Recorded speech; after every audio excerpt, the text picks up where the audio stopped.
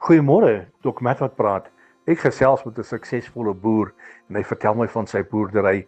Nou een ding wat baie duidelik deurkom is dat sy grond baie vrugbaar is. As hy plant, dan het hy die mooiste oeste, die grootste oeste en alles werk net vir hom uit. Elke oes is 'n nuwe rekordoes. Hoekom? Want sy grond is vrugbaar. En toe hy dit nou sê, toe besef ek dat ons as kinders van God, ons moet ook vrugbare grond wees.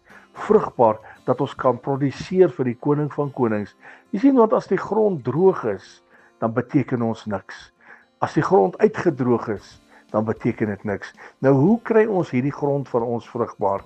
Deur tyd met die koning van konings te spandeer, om oop te maak vir sy soete Heilige Gees, dat hy ons kom benat, dat ons die soete Gees van God oorvloedig in ons lewens kan hê. My vriend, wanneer laas as jy 'n bietjie benat deur die soete Heilige Gees? Wanneer laas het jy voor die koning gelê en gesê, Vader, ek wil vrugbaar wees vir U. Maak my 'n vrugbare grond. Maak my 'n instrument in die hande. Ons moet vrug dra vir Jesus. Herlewingsgroete.